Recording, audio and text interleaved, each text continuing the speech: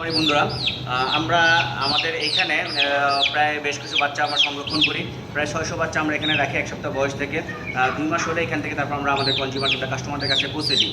তো এইখানে আমরা যখন রাখি তখন অনেক ধরনের ব্যবস্থা নিয়ে আগে আমরা ছোটো ছোটো বাচ্চা সাধারণ খামারের বাড়িতে দিতাম। তো সাধারণ খামারিরা সেগুলো লালন পালন করতে না পারে অনেক ধরনের ক্ষতির সম্মুখীন হতো। তো এখন থেকে আমরা যে সিদ্ধান্তটা নিয়েছি যে খামারিদের সাধারণ খামারিদের মাঝে 2 মাস বয়স কিংবা 2.5 মাস বয়স করে বাচ্চাগুলো দিব। যার কারণে আমরা বাংলাদেশে বিভিন্ন জায়গায় বিভিন্ন ওয়্যার হাউস রেখেছি এবং অনেকের সাথে আমরা কাজ করতেছি যারা ছোটো বাচ্চাগুলো বড় করে আমাদেরকে দিবে, আমরা আবার নতুন খামারদের মাঝে সেই বাচ্চাগুলো দিই। সেই মধ্যে এই আমাদের খামারটা একটা, এখানে আমরা প্রায় 600 বাচ্চা রেখেছিলাম। কিছু বাচ্চা আমাদের ডেলিভারি হয়ে গেছে, এখনো 200 বাচ্চা এখানে আছে এবং দেখেন এক একটা বাচ্চা প্রায় 600-700 গ্রাম ওজন হয়ে গেছে এবং বেশ ভালো অবস্থা এবং এখানকার বাচ্চা আমাদের কোনো সমস্যা হয়নি। যারা বলতেছেন ইন্ডিয়ান বাচ্চা সমস্যা হয়, তো আমরা এখনও বলতেছি, দৃঢ় কণ্ঠে বলতেছি, যদি লালন পালনের সমস্যা হয় অবশ্যই সমস্যা হবে। আর যদি প্রপার ওয়েতে আপনারা ফার্মটা ম্যানেজমেন্ট করতে পারেন, জেনে শুনে বুঝে ফার্ম করতে পারেন, তাহলে আপনার খামারে একটি বাচ্চারও কোনো সমস্যা হবে না, যা আল্লাহ না চাইতো। তো আমরা যে আজকে এখানে এসেছি আবার ভ্যাকসিনেশন করার জন্য, আমরা এই বাচ্চাগুলো প্রপার ওয়েতে ভ্যাকসিনেশন করি এবং প্রতিটা সময় অনুযায়ী ভ্যাকসিনটা দিয়ে তারপর আপনাদের হাতে দিই। তো আজকে ভিডিওটা করার উদ্দেশ্য এটা যে আমরা যে ভ্যাকসিন করতেছি যে এবং লালন পালন করতেছি, এই জিনিসটাই আপনাদের দেখানো আমাদের উদ্দেশ্য। তো চলুন আমরা কীভাবে ভ্যাকসিনেশন করি সেটা আপনাদেরকে দেখাবো।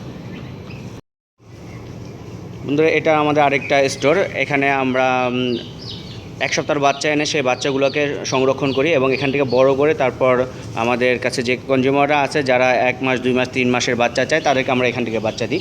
আপনারা দেখছেন আজকে এখানে আমরা আবার একটা রানীক্ষেতের ওষুধ টিকা দিব, যার কারণে আমি এসেছি এখানে আপনাদেরকে দেখাবো এখানে কীভাবে রানীক্ষেতের টিকা দেওয়া হয়।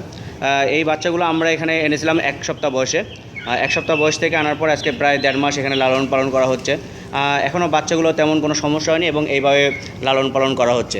আমাদের এরকম অসংখ্য ওয়্যার হাউস আছে যেখানে আমরা বাচ্চা বড় করে দিচ্ছি।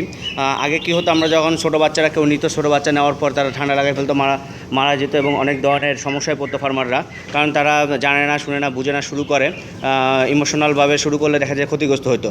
যার কারণে আমরা এখন ডিটারমাইন যে কাউকে 2 মাসের পূর্বে কোনো বাচ্চা আমরা দিচ্ছি না। নতুন ফার্মার যারা করতে চাচ্ছে তাদেরকে আমরা 2 মাসের বাচ্চা বলতেছি নেন, কারণ এই বাচ্চাগুলোকে আমরা সম্পূর্ণ ভ্যাকসিনেশন করে তারপর দিচ্ছি। না হয় অনেক জার্নির কারণে বাচ্চাগুলো দুর্বল হয়ে যায়, তাদের স্ট্যামিনা নষ্ট হয়ে যায়, যার কারণে তারা খুব দ্রুত অসুস্থ হয়ে যায় এবং রোগ প্রতিরোধ ক্ষমতা অনেক কমে যায়। টার্কি এমন একটা জিনিস যেটা রোগ প্রতিরোধ ক্ষমতা প্রচণ্ড পরিমাণ, কারণ টার্কির আমরা দেখেছি যে পরিমাণ এদের সমস্যা হয়েছিল এই শীতকালে, সেইখান থেকে যে টার্কিগুলো আমরা বাঁচাইতে পারছি সেটা অনেক বড় একটা অ্যাচিভমেন্ট, যেটা অন্যান্য সাধারণ পোলট্রিতে হলে দেখা যায় বাঁচানো সম্ভব হতো না।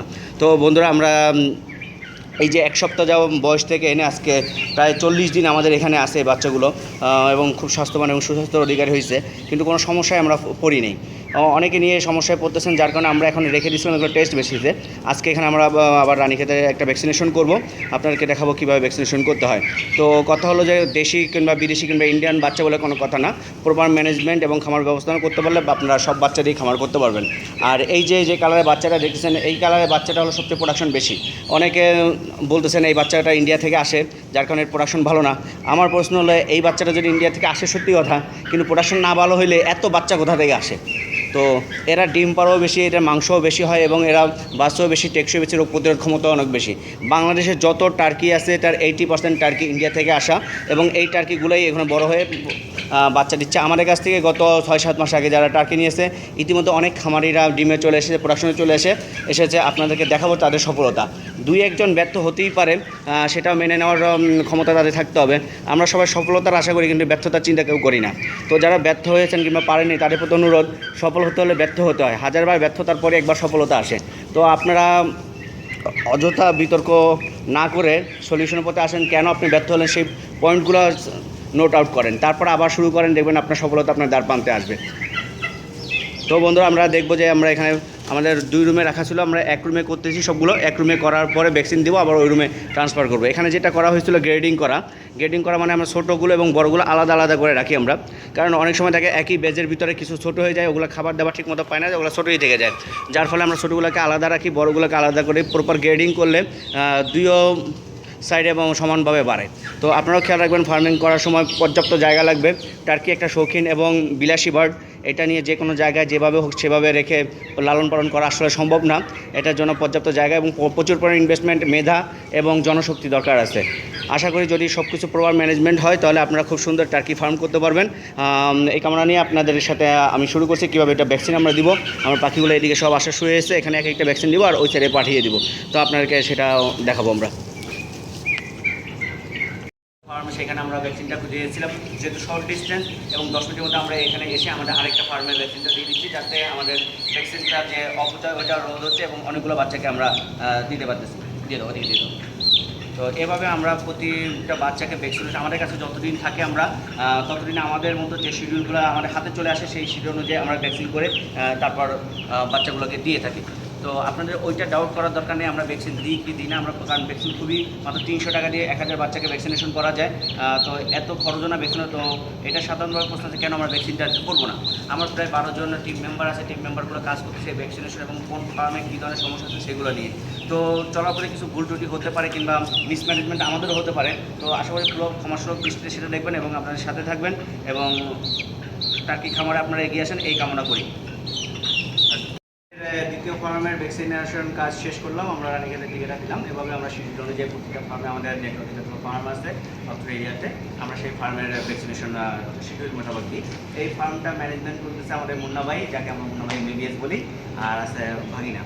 তো এই দুজন আসলে কোনো পূর্ব অভিজ্ঞতা ছিল না, জাস্ট আমাদের সাথে থেকে বুঝে টার্কি ফার্মটা কীভাবে করতে হয় সেভাবেই তার কাজ করতেছে এবং আমাদের গাইডলাইনটাই মান্য করতেছে। এবং যখন যে সমস্যা ফিল করতেছে আমাকে ফোন করতেছে, আমি আসতেছি, এসে দেখে যাচ্ছি, দেখে পরে যাদেরকে যে পরামর্শ দিচ্ছি, যখন যে ওষুধটা খাওয়াইতে বলছি সেটা খাওয়াচ্ছে।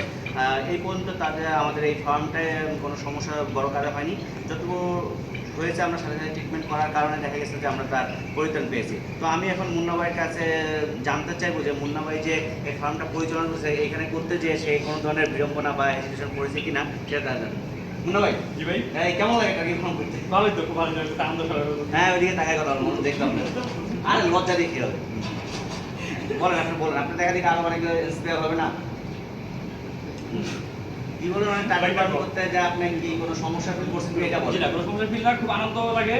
কারণ বাইরে যে সময়টা দেয় সেই সময়টা দিয়ে এখানে সময়টা দিলে ঠিক আছে, ভালো লাগে। কারণ আমি যে সন্তানের মতো আগে তো মুন্না ভাই বাইক নিয়ে পুরা দিতেন, এখন কি এই যে ফার্মিংটা করতে আপনার কাছে ওইটা ভালো লাগছে যে একটা কাজের ভিতরে আছে? হ্যাঁ, এটা খুব ভালো লাগছে। কেন মানে বাইক নিয়ে তো টোটো করতে দেখলাম, এরকম ভালো লাগে, একটা কাজের ভিতরে আছে এবং ওদেরকে নিয়ে আসি, খুব ভালো লাগতেছে। আচ্ছা, এখন যেটা মনে করেন যে মানে অনেকেই আসছে কি করবো এটা চিন্তা করে না, চিন্তা করতেছে যে আমরা কি করবো, কিভাবে শুরু করা দরকার। এবার আছে যে পরিস্থিতি কাজ করবে কি করবে না, এই কাজকে কি বলবে, ফার্মিং করতেছে সে, তার অনেক কিছু আছে, এলাকার একটা ইয়ে আছে। তো আপনি যখন এই ফার্মটা করতে আসলেন কিংবা এখানে দেখা বলছেন বন্ধু বান্ধবকে কোনো তিরস্কারের? জি না, সবাই মানুষ বলছে যে খুব ভালো, আর সব কিছু আমরা যা দেখি, কারণ এই মুরগি তো ওরা কখনো দেখে নেই।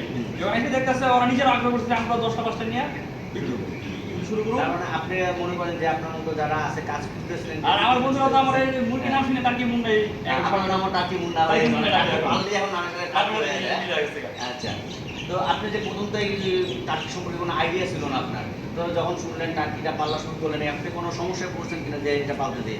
প্রথম মোটামুটি সমস্যা হয়েছে, কারণ ওদের সম্পর্কে কোনো ধারণা নাই। তারপর সাথে যখন আপনাদের কাছ থেকে জানছি বা ডাক্তারের কাছে জানছি, তখন মোটামুটি এখন আমার কাছে মনে করেন আমি মনে হয় একটা ডাক্তার।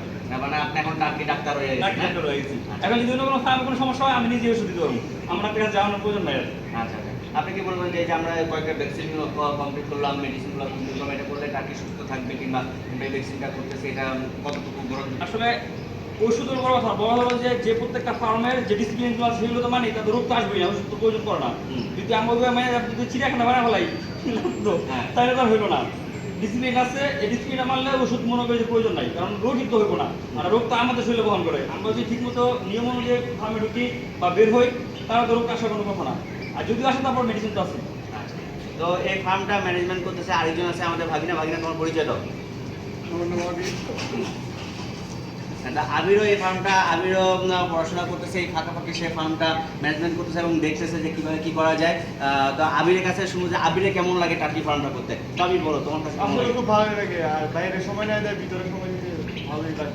আচ্ছা, এই যে মুরগি নিয়ে যে ইয়ে করতেছো, মুরগির অনেক কাঁচারা গন্ধ হাতে লাগে, ইয়াতে লাগে, এটা তোমার বিরক্ত লাগে? এটা কোনো সমস্যা নেই, কারণ এই মুরগিতে কোনো গন্ধ নেই। গন্ধ নেই না? অনেক ভালো। আচ্ছা আচ্ছা, অন্য সব মুরগি। তো এটা করতেছো যে তোমার বন্ধু বান্ধবের ইয়াটা অনেকে অনেক উৎসাহিত, আর অনেকে আর কি দেখা উৎসাহিত হইতেছে আর কি, 10-5টা করে নিয়ে যায়। মানে তোমাকে সবাই উৎসাহ দিচ্ছে যে টার্কি ফার্ম করতেছো, একটা কাজের সাথে জড়িত হয়েছো, এটার জন্য তো বন্ধুরা আপনারাও দেখলেন যে আসলে বর্তমানে ইয়ং জেনারেশনের একটা কাজ দরকার, আর টার্কি ফার্মটা এমন একটা পর্যায়ে এসে গেছে যে সকলের কাছে গ্রহণযোগ্যতা পাচ্ছে। তো আমরা যদি সকলে এভাবে ছোটো ছোটো আকারে টার্কি ফার্মটা করতে পারি, তাহলে দেখা যায় যে বেকারত্বের বড় একটা অভিশাপ থেকে আমরা মুক্ত পাবো, এবং সম্মিলিতভাবে যদি আমরা টার্কি ফার্মটা করতে চাই এবং করতে পারি, তাহলে খুব দ্রুত বাংলাদেশের প্রাণীজ আমিষের যে চাহিদাটা সেই মিটানে টার্কি বিশাল একটা অবদান রাখবে। তো পরিশেষে সর্বশেষ মুন্না ভাইয়ের কথাটা ধরেই শেষ করতে চাই। তিনি বলেছেন যে আপনার খামারকে চিড়িয়াখানা বানাবেন না। আপনার খামারকে যদি চিড়িয়াখানা বানান, প্রচুর লোকের সমাগম হবে, যে কোনো কারণে রোগ বালাই আপনার ফার্মে অ্যাটাক করতে পারে। তো আপনার খামারের জায়গায় রাখবেন, ব্যবসা প্রতিষ্ঠানকে চিড়িয়াখানা বানায়েন না, সাধারণ মানুষকে অ্যালাউ করেন না। নিয়মিত জৈব নিরাপত্তা বজায় রাখুন, ফার্মটা সুন্দরভাবে করুন।